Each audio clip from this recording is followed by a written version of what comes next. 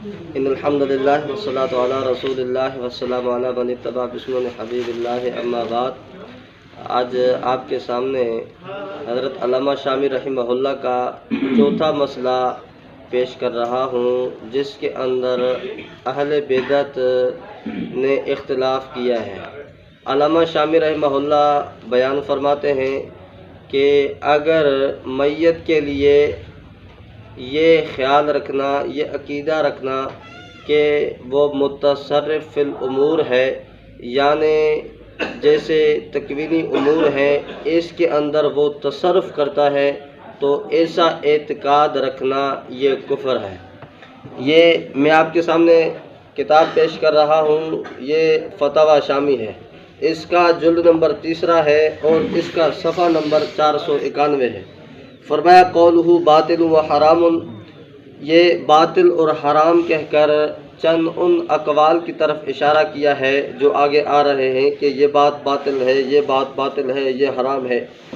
ان میں سے فرمایا وَمِنْهَا أَنَّهُ إِنْ ظَنَّ أَنَّ الْمَيِّتَ يَتَصَرَّفُ فِي الْأُمُورِ دُونِ اللَّهِ تَعَالَى وَاعْتِقَادُهُ ذَلِكَ كُفْرٌ، یہ گمان رکھنا کہ میت تکوینی کاموں کے اندر اللہ کے سوا وہ تصرف کرتا ہے، اختیارات چلاتا ہے، ایسا اعتقاد رکھنا یہ کفر ہے۔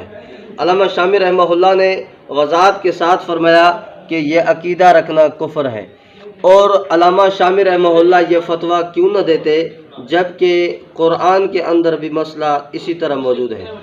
اب ہم قرآن کے اندر دیکھتے ہیں تو مکمل جو اختیارات ہیں وہ سارے اختیارات کا ہونا یہ صرف اور صرف اللہ تبارک و تعالیٰ کی صفت ہے اور کسی کی صفت نہیں ہے۔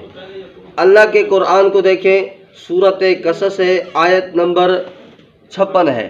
اللہ تعالیٰ فرماتے ہیں انک لا تہدی من احببت، اے پیغمبر صلی اللہ علیہ وسلم تو اس شخص کو ہدایت نہیں دے سکتا جس کو تو چاہے۔ یہاں سے یہی بات ثابت ہوتی ہے کہ اللہ کے نبی حضرت محمد مصطفیٰ صلی اللہ علیہ وسلم مختار کل نہیں ہیں۔ مختار کل کا معنی ساری کائنات کے اختیارات آپ علیہ الصلوۃ والسلام کے ہاتھ میں ہوں، اس طرح بالکل نہیں ہے۔ اور علامہ شامی رحمہ اللہ نے بھی اس عقیدے کو کہ جو پیغمبر علیہ الصلوۃ والسلام کے لیے مطلقاً بیان فرمایا، جس کے لیے بھی عقیدہ رکھے کہ وہ متصرف فی الامور، یعنی ان تمام کاموں کے اندر تصرف رکھتا ہے اور تصرف کرنے کا حق رکھتا ہے، یہ عقیدہ رکھنا کفر ہے۔ اللہ کے قرآن کی دوسری آیت دیکھتے ہیں، اس میں سے یہی مضمون ملتا ہے۔ اللہ نے فرمایا یا ایھا النبی لم تحرم ما احل اللہ لک، اے نبی ان چیزوں کو کیوں حرام کرتا ہے جن چیزوں کو اللہ نے تیرے لیے حلال کر دیا۔ تو اب یہاں سے بھی یہی ثابت ہوتی ہے کہ اگر پیغمبر حضرت محمد مصطفیٰ صلی اللہ علیہ وسلم کا اگر اختیار چلتا، پیغمبر علیہ الصلوۃ والسلام کی مرضی چلتی، تو اللہ تعالیٰ یہ نہ فرماتے کہ ان چیزوں کو حرام کیوں کرتے ہیں جس کے لیے میں نے آپ کے لیے حلال کر دیا ہے، بلکہ یہ صاف کہتے تیری مرضی ہے، جس چیز کو تو حلال کر، جس چیز کو حرام کر۔ لیکن قرآن نے بھی اس کی نفی کی ہے۔ تیسری ویسے آیات تو بہت ساری ہیں، لیکن یہ مثال کے طور پر تیسری میں آیت اور بھی پیش کرنے جا رہا ہوں۔ اللہ نے فرمایا وَإِن يَمْسَسْكَ اللَّهُ بِضُرٍّ فَلَا كَاشِفَ لَهُ، اگر تجھے کوئی تکلیف والی چیز، نقصان دہ چیز اگر کوئی تجھے پہنچائے، فَلَا كَاشِفَ لَهُ، اسی کے سوا، اللہ کے سوا اس تکلیف کو ہٹانے والا کوئی نہیں ہے۔ تو یہ تینوں آیات سے یہی ثابت ہوتا اور ہوا ہے، ان تینوں آیات سے یہ ثابت ہوتا ہے کہ مختار کل یہ صفت خاص اللہ تبارک و تعالیٰ کی ہے، اور مخلوق، وہ مخلوق چاہے زندہ ہو چاہے بعد الوفات عالم برزخ میں ہو، وہ کسی بھی قسم کی مدد نہیں کر سکتی۔ اور علامہ شامی رحمہ اللہ نے اس عقیدے رکھنے والے کو گویا کہ کفر، فعل کفر کا قرار دینے والا کہا ہے۔ اچھا، اس سے آگے بڑھ کے اہل بدعت کیا کہتے ہیں وہ بھی آپ کو سنا دیتے ہیں۔ یہ کتاب ہے بہار شریعت، اور اس کے اندر بڑے بڑے اہل بدعت کی بڑے بڑے علماء کی اس پہ تقاریض موجود ہیں۔ تقاریض کا مطلب یہ ہوتا ہے کہ تائید حاصل ہے، یہ بات کہتے ہیں کہ یہ بات سچی ہے، اور یہ تاثر دیتے ہیں کہ اس کتاب کو پڑھنا چاہیے، یہ ہمارے عقیدے کی ترجمان کتاب ہے۔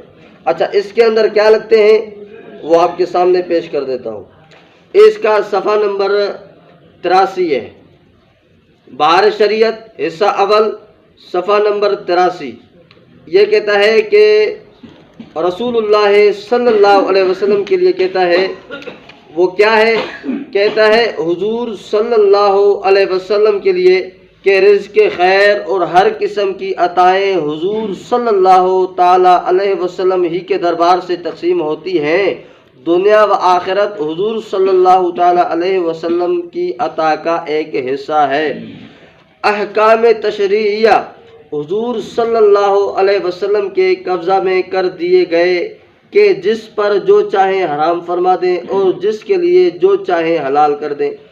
تو یہاں سے یہ ثابت ہوتا ہے کہ اس اہل بدعت کے مولوی امجد علی اعظمی صاحب کے اس عبارت لکھنے کی وجہ سے یہی ثابت ہوتا ہے کہ ان کا عقیدہ یہ ہے کہ رسول اللہ صلی اللہ علیہ وسلم کو ساری کائنات کے اختیارات حاصل ہیں۔ اچھا، دوسری کتاب رسائل نعیمیہ ہے۔ اس رسائل نعیمیہ کے اندر یہ ایک شعر ہے، شعری صورت میں اس نے اپنے عقیدے کو بیان کیا ہے کہ خدا جس کو پکڑے چھڑائے محمد، محمد جو پکڑے نہیں چھوٹ سکتا۔ تو یہاں سے یہی ثابت ہوتی ہے کہ رسول اللہ صلی اللہ علیہ وسلم کو ان لوگوں نے تمام کائنات کے اختیارات کا مالک بنا دیا ہے۔ اب میں نے آپ کے سامنے قرآن کریم کی 3 آیات اور حضرت علامہ شامی رحمہ اللہ کا ایک فرمان، ایک فتویٰ، ایک مسئلہ پیش کیا ہے۔ علامہ شامی رحمہ اللہ کے اقوال کی بھی گویا کہ انہوں نے مخالفت کی ہے اور قرآن کی بھی انہوں نے مخالفت کی ہے۔